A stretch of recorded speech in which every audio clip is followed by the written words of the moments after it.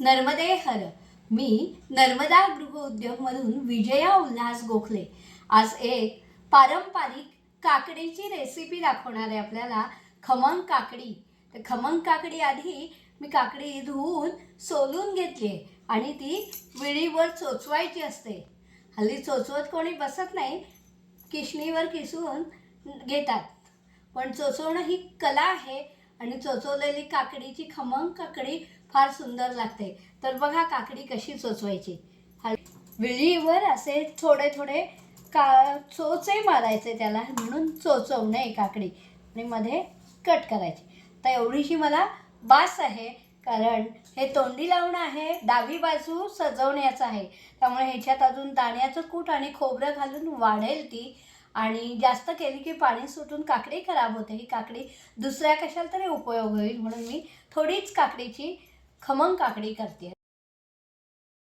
नमस्कार मंडळी. आता आपण आज खमंग काकडी करणार आहोत. त्यासाठी मी काकडी चोचवून घेतली ही, आणि मिरची चिरून घेतली आहे. कोथिंबीर ऐच्छिक आहे, तुम्हाला आवडत असली तर. उपवास असला की मी घालत नाही, म्हणून कोथिंबीर घालत नाही मी त्याच्यात. आता मिरची, ओलं खोबरं, खोबऱ्याचा चव आहे, म्हणजे हे दाण्यांचं कूट आहे, दाणे भाजून केलेलं, तेल, जिरं लागेल, मोहरी, हळद आणि हिंग, थोडंसं तिखट. आणि ते आता फोडणी करूया.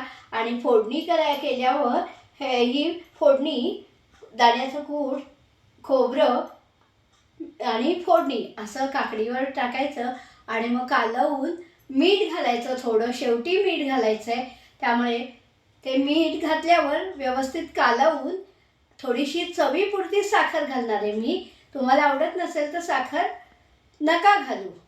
तर अशी ही खमंग काकडी उपासालाही चालते, आणि डावी बाजू सजवायला आपल्या काकडीची दही घालून कोशिंबीर होते. काकडीची अशी खमंग काकडी ही होते. तर अशी ही काकडीची छोटीशी डावी बाजू रोज तोंडी लावायला करायचं हा प्रश्न असतो, म्हणून आम्ही खमंग काकडी अशी करतो. तर आपण फोडणी करूया, आणि फोडणी आता घालूया याच्यावर. फोडणीला मी तेल घालते, कढई तापत टाकली आहे.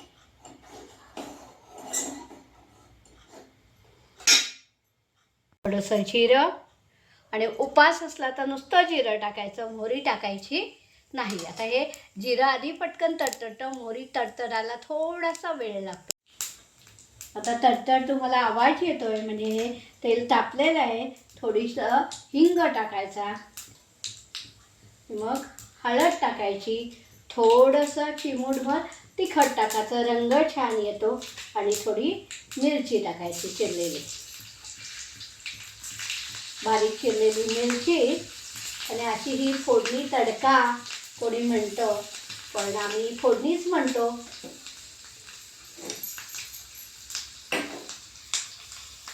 ही छानपैकी फोडणी झाली तयार.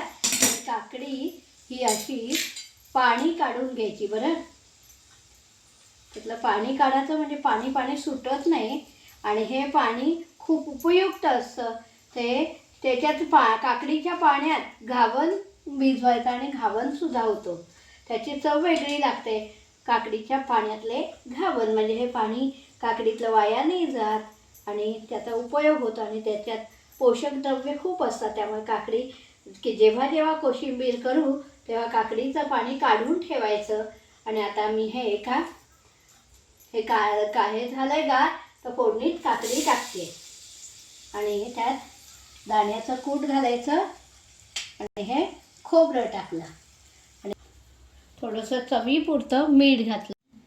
ही अशी खमंग काकडी व्यवस्थित ढवळून घ्यायची, म्हणजे त्यातलं सगळे पदार्थ एक जिन्नस एकरूप झाले पाहिजे, तेव्हा चव येते चांगली, आणि उत्तम तोंडी लावणं. हे पारंपरिक खमंग काकडी सर्वांना आवडते. तुम्हाला खमंग काकडी माहिती होती का?